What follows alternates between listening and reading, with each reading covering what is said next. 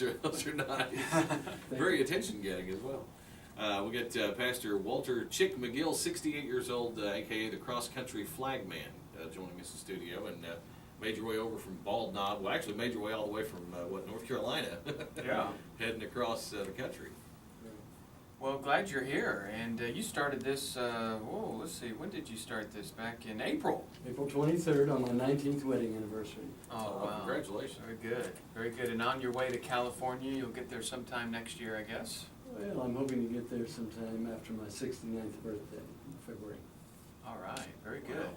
Well, tell us why you decided to make this trek, and you're carrying a big American flag with you, right? Yes, I have to blame it all on God. This was not my idea. I had not been watching Forrest Gump or anything. I didn't even know about it.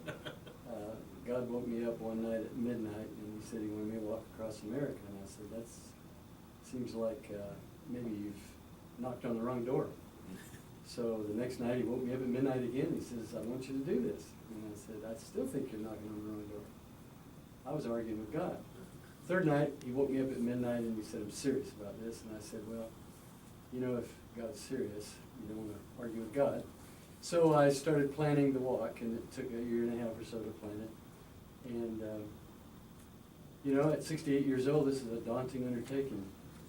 But God has shown me little by little what he wanted. And I know now that I was the right person for the job, because no matter how much pain I endure, I'm going to make my goal.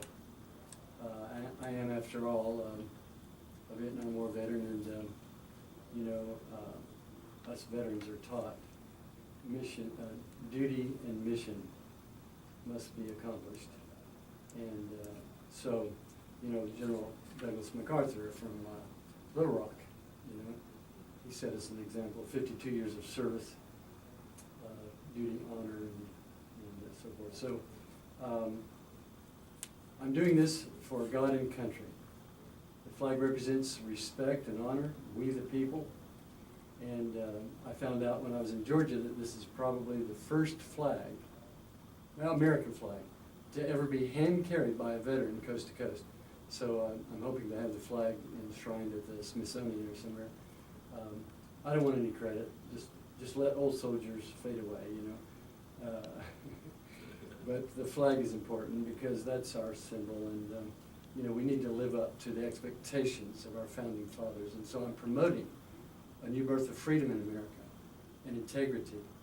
I'm calling attention to the Ten Commandments, the Golden Rule, and our nation's founding documents. Yeah, I think it's something that's needed right now.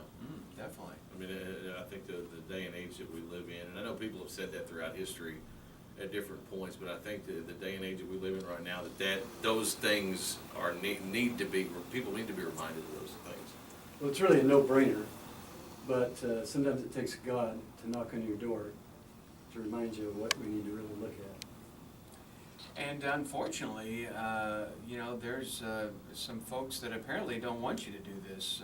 I know we talked off the air that you've got an RV that you've been driving around, and that's been sabotaged, unfortunately. And you had to, you're in the process of getting that fixed. Well, actually, we found a mechanic there, and he has it fixed now. Okay, good. He's guaranteed that there's not going to be any surprises. You know, but it was a close call. You know, we've had a couple close calls, and I've jumped out of the way of a couple cars along the way. But I don't think anybody's trying to run over me. I think it's just that they're amazed to see somebody carrying an American flag and saluting everybody, and so they're focused on me, and people tend to drive toward what they're focused on. Yeah. So I just have to be alert. Yeah. Yeah, but yeah, unfortunately, apparently some folks were giving you some problems there with your vehicle. So I'm glad you got that taken care of. Well, there's a faction, let's say, and I know who they are, that wants to stop me from succeeding in this walk, because along the way, I don't want to mention any names, but along the way I'm making them look bad, and they are afraid I'm going to make myself look good. But really, I'm just trying to make God look good. You know, this is not about Pastor Chick. This is about America. This is about souls. This is about eternity. You know, a new birth of freedom that I'm promoting is really the one that Christ talked about, being born again. When you have that freedom, they can't take it away from you. They can kill you, they can incarcerate you, they can torture you, but they can't take away that freedom that Jesus gave you. So, you know, as a minister, I'm not afraid of anything. I'm trusting God to carry us through. I appreciate my wife. She's the backbone of this whole thing. And if anybody ever forgets our names, just think of barbecued chicken, Barbara and Chick. There you go, there you go. I know you came into White County yesterday, got to hang out in Bald Knob and meet some folks, and you're gonna be here in Searcy today, so that'll be a lot of fun for folks. Well, I'm really appreciating the welcome that I'm getting in this part of the country. Mayor Wallace there in Bald Knob was just very gracious.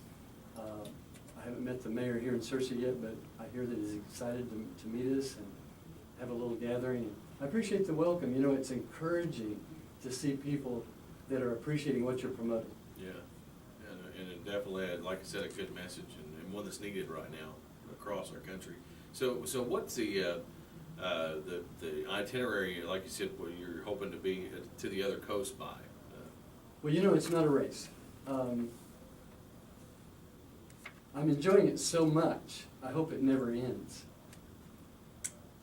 But obviously it has to end. All good things come to an end except eternity. And so I'm expecting to get there somewhere around the end of February. I'll be 69 years old, and that's probably a good age to end this thing on.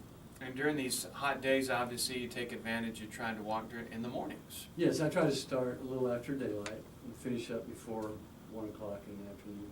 Yeah. And it'll be nice weather in February where you're going to end up, so it'll be nice and warm there. Well, you know, some of the weather in between is liable to trigger Yeah. a little bit. Oh, yeah. I might get in some snow there in Arizona. Yeah. And I was wanting to avoid winter. You know, I wanted to avoid bear country too. I purposely routed south through Arizona there in part of the desert to avoid, you know, serious bear country. Mm-hmm.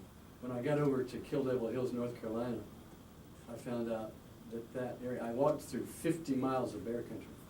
So I couldn't avoid bear country.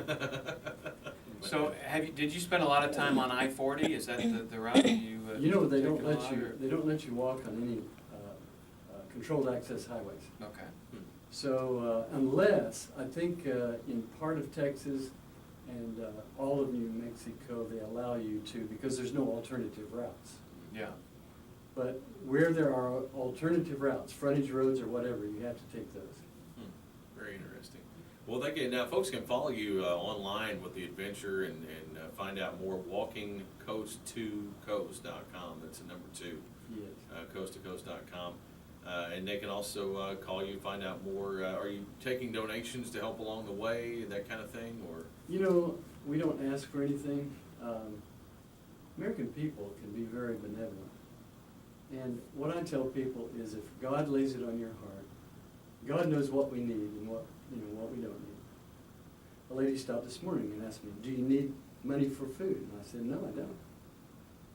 So, you know, she didn't give me money. Right. I'm not after people's money. I'm not trying to get donations. But if God lays it on your heart, who am I to deny you that blessing?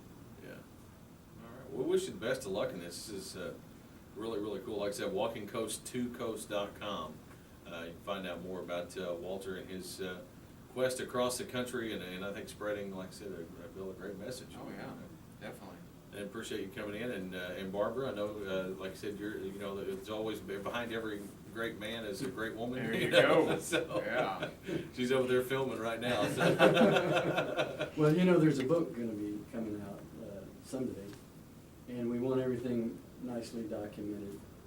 And of course, so far we've had the home field advantage, and we've been in the Bible Belt. Yeah. And so, you know, but there is a problem with the choir. They say, preacher, pastor, you're preaching to the choir. But see, there's a problem with the choir. That's why we're in this mess. Wow. That's Some of deep. the choir members have lost their voices. Others have forgotten the song, and still others don't come to choir practice. I say, when we get the choir singing again, the leaders will have to dance to the music. good point. Man, I couldn't have Very said it good. better. That's that is great.